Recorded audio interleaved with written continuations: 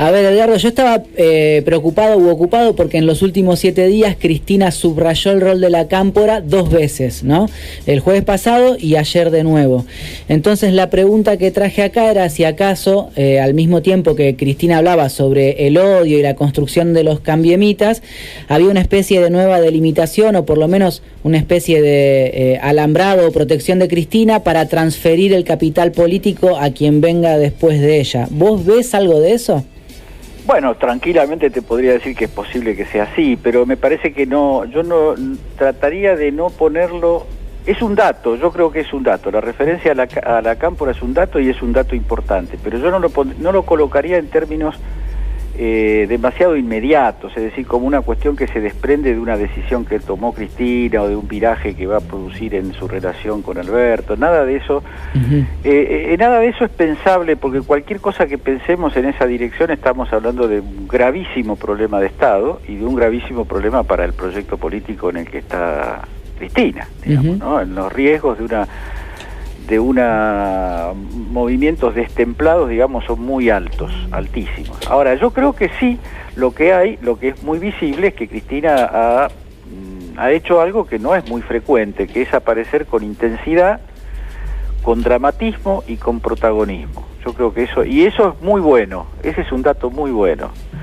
¿Por qué? Porque le da al equipo de gobierno, más que al equipo de gobierno, le da al proyecto, le da al frente de todos una personalidad, una consistencia en el discurso político y en la gestualidad incluso que acompaña al discurso político muy necesaria porque estamos frente a un episodio que, por supuesto, que pretender que este episodio sea un parteaguas de la historia del país, sería muy pobre la historia del país si una fotografía de una fiesta pudiera ser un parteaguas.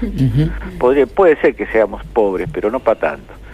Entonces, el tema es que el episodio es un síntoma para mí, para mi modo de ver, es un síntoma, no es un mal movimiento circunstancial, un descuido accidental, es algo así como una visión demasiado laxa y demasiado estable y estanca de la política, digamos. No nos preocupemos por eso porque esto está ordenado, acá no pasa nada, digamos, ¿no? Me parece que hay, yo no creo que nada de esto sea deliberado, no creo que esto sea un asunto deliberado ni que simplemente se pueda hablar de un descuido, pero es evidente que una administración, no ya un presidente, una administración que en medio de una situación como la pandemia no tiene el detalle para evitar que estas cosas sucedan y además sean fotografiadas, ¿no? Porque hay un doble problema acá. Claro. Sí. Si te sucede, por lo menos que no te saquen fotos. Entonces yo creo que eso puede pasar porque hay un determinado estado de estado mental, de cierto relajamiento, de cierta cosa que creo que tiene todo que ver, más que mucho tiene todo que ver con esa expectativa inicial con que partió el gobierno de Alberto, que era, bueno, no está Cristina, no hay cadenas nacionales, no hay crispación, entonces todo se puede hacer tranquilo, como se hizo siempre, porque la política, es cierto que decir que la política es una casta de gente que vive mejor que la sociedad es un principio antipolítico y un principio autoritario en esencia, pero también es cierto que algo de eso hay. También es cierto que hay una capa de funcionarios, de dirigentes de distinto nivel y demás, que tienen una agenda muy cubierta por los cálculos de la propia acumulación. Y eso se da en todas las fuerzas políticas. Eso está estudiado, además. Los partidos políticos, decía un tal Angelo Panebianco, tienen incentivos colectivos e incentivos selectivos. Los colectivos son la ideología, el proyecto, la pasión, y después están los selectivos. ¿Por qué son selectivos? Porque no todos pueden morder.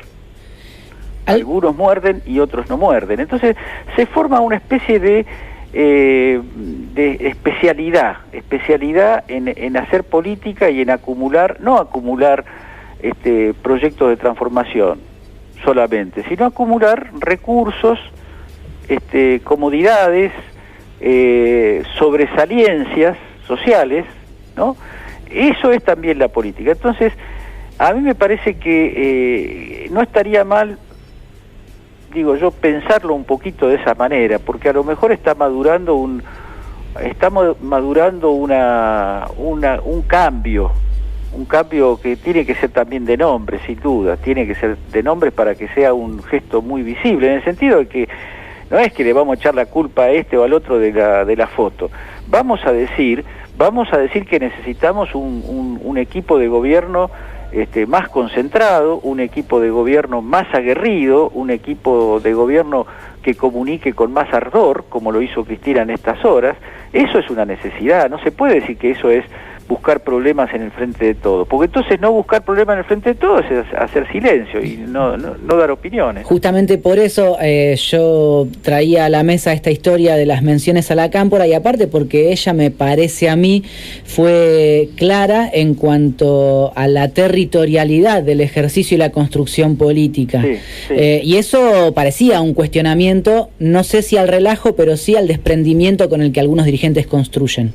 Exacto, sí. Por cierto que esa frase nos llamó mucho la atención yo lo he estado conversando con otra gente. Esa no es una frase muy acostumbrada de Cristina, sobre todo la palabra territorio. Lo de la Cámpora yo no le había dado tanta importancia, pero es cierto también, porque en la Cámpora es un poco, también tiene una especie de lugar simbólico, ¿no? La Cámpora es, entre otras cosas, la Cámpora es el patio donde Cristina reunía a los jóvenes en la casa de gobierno cuando hacía las cadenas nacionales. Tiene una épica de por sí la Cámpora. Ahora, vos fíjate que en este momento la Cámpora está haciendo una buena letra política muy llamativa también, porque está trabajando, Máximo está trabajando codo a codo con Sergio Massa, porque el PJ, la Cámpora también tiene un nivel de compromiso con la estructura del PJ que no siempre fue así, que a veces fue lo contrario. Uh-huh. Entonces yo creo que un poco más de épica hay que ponerle a esto. Yo creo que la expresión la Cámpora tiene una épica que no se puede ignorar, independientemente de que los virajes tácticos en política son necesarios. No se puede estar todo el tiempo en el mismo lugar porque las circunstancias cambian. Pero yo creo que una mirada hacia lo territorial, una búsqueda de cuadros fuertemente comprometidos con el proyecto y con las figuras que lo encarnan, eso se va haciendo una necesidad. Uno se da cuenta que hay mucha fuerza, mucho poderío, mucha potencia afuera del estatus de gobierno. No quiero decir que todo el gobierno carezca de potencia, pero un poco sí, un poco menos que la que necesita, por lo menos, para decirlo en términos muy moderados, es necesario, ¿no? No se puede dejar, esto puede ser una oportunidad, es un daño, es un inconveniente, es un problema, pero los problemas también en la política hay que saber convertirlos en una oportunidad. Uh-huh. La oportunidad de una reflexión colectiva, la oportunidad de un balance, ¿Por qué no se balancea lo que hace, el Ministerio de Transporte? ¿Cómo se va comportando el Ministerio de Transporte con la cuestión de la mal llamada hidrovía? Eso hay que hacer un balance. ¿Es esa la política del Frente de Todos en materia de patrimonio nacional, en materia de cuidado de nuestros recursos, de nuestra potencia?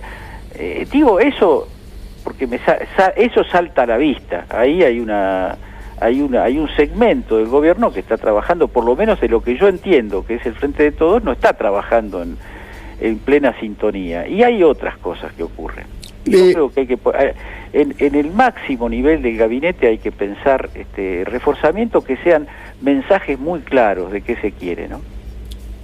A ver, a lo mejor lo que digo es novedad y resume lo que estás diciendo, pero te lo pregunto, ¿vos dirías que Cristina salió públicamente a decir moderemos la moderación porque con esto no vamos a ningún lado? Sí, pero porque aparte, yo insisto en este nexo de sentido, la moderación tiene que ver con el relajamiento. La moderación es una palabra muy ambigua, porque en algunos momentos es bueno. Cuando uno está con un estado de bronca tremendo, bueno, si sí, viene claro, alguien que es capaz de moderarte, te hace un favor. Sí. Pero el problema es la moderación como relajamiento, la moderación como acá no pasa nada. Sí. No es tan grave todo esto, vamos. Tener confianza está bien, pero la confianza convertida en descuido en la política no te puede pasar dos veces. De hecho va a pasar más de dos veces porque deben tener otra foto, ¿no? Salvo que se hayan vuelto buenos, yo creo que deben tener otra foto. Ya hay otra foto, anoche ya vimos, ya vi otra. Y no, cuando, sí, sin duda. Hay una fiesta de fin de año con montones de diputados.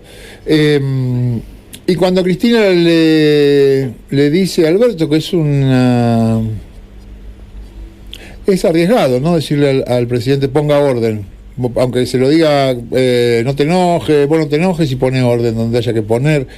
¿Dónde pensás que está pensando Cristina que va? No, eso, ¿sabés qué pasa, Barra? Eso, Cristina se abstuvo de decirlo todo el tiempo. En un momento lo dijo, porque dijo hay funcionarios que no funcionan, dijo en septiembre del año pasado, ¿no? Sí. Hay funcionarios, eso es una frase que como perdida en el texto, pero es una frase muy, muy fuerte. Sí. Ahora, también eso tiene que ver con los equilibrios. Yo creo que como cosa de todos los días no puede ser eso. No puede ser una vicepresidenta que esté llamando a poner orden y a hacer cambios de gabinete. No puede funcionar así. Entonces yo creo que Cristina se abstiene, por eso hay esos periodos de largos silencios de Cristina, que son silencios que hablan y dicen mucho, porque hay que ser cuidadoso, porque esto es el Estado argentino, no es un equipo de fútbol, ¿no? Eso es el Estado argentino y es la máxima autoridad del Estado argentino la que está de alguna manera comprometida, y Cristina yo creo que lo maneja bien, y al mismo tiempo creo que hay momentos en los que alguien lo tiene que decir eso. Otra cosa que dijo Cristina, y hoy lo trajo Dipi, te paso a vos, sobre cómo describió a la oposición, que no la describió igual que siempre, ¿no? Cuando habló de que por qué votan a Cambiemos o por qué votan al macrismo, siendo que solo tienen odio para aportar. Y a mí me parecía que recortaba un poco la potencia de ese odio en sentido tanto político como electoral. ¿A vos qué te parece? Bueno, es muy difícil de evaluar, porque nos vamos a enterar de cómo fue todo. Vamos a poder hacer un balance de estos 2 años cuando estén las boletas, cuando se cuenten las boletas, porque a mí por momentos me parece que a Cambiemos se le va la mano, digamos, ¿no? Y de hecho yo creo que Rodríguez Larreta está sufriendo ese asunto, porque el anti es una cosa, estar en contra de algo sistemáticamente es parte también de la política. Yo estoy contra la derecha argentina sin ningún problema, no me preocupa que me digan que soy un anti-neoliberal, soy anti-neoliberal. Ahora, el odio es un escalón superior, porque el odio, como es obvio, implica suspensión de todo razonamiento, anulación de toda posibilidad de diálogo, anulación de toda posibilidad de reconocimiento mutuo. Yo puedo reconocer a algunos dirigentes del PRO. No me pidan que haga nombres porque no se me ocurre ninguno, pero puedo hacer diferencias. Ahora, por ejemplo, yo no creo que esté calculado estrictamente en sesudos gabinetes de asesoramiento lo que está haciendo Macri.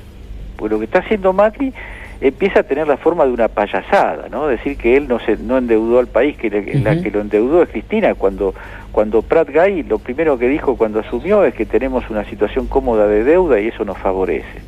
Eso está filmado, no es que lo dijo 678, que ya no estaba en ese momento, lo dijo Prat Gay. Entonces, es cierto que para ciertas estrategias, la violencia es funcional. La violencia verbal que ejerce Macri en este momento puede ser funcional para determinadas estrategias, pero creo que lo electoral no es la estrategia que se favorece con eso, porque también da la idea de algo muy pasado de revoluciones, de algo muy de una intensidad desproporcionada. Entre los votantes de Cambiemos hay mucha gente que no siente ese estado de zozobra espiritual cada vez que ocurre algo en el frente de todos. No es homogéneo, son millones de personas. Entonces hay un límite pasado el cual lo que da resultado deja de dar resultado. No nos olvidemos que la derecha argentina ganó su única elección en una campaña que fueron globitos, flores, paz y amor, Flores, paz y amor. No, eso no nos olvidemos porque nos aparecen enseguida los fantasmas de la sorpresa. Ojo, no nos llevemos una sorpresa de que el odio pueda hacer ganar una elección. Yo no creo que la elección del 2015 la ganara solo el odio. El odio, por supuesto, fue un gran factor movilizante de un sector relativamente chico. Pero después toda esta cosa, relajémonos, dejemos de vivir la política como una angustia cotidiana, de pelearnos con los parientes, con los vecinos, de discutir en la calle. Tranquilicémonos y vivamos un poco más relajados. Eso yo creo que influyó mucho en la elección.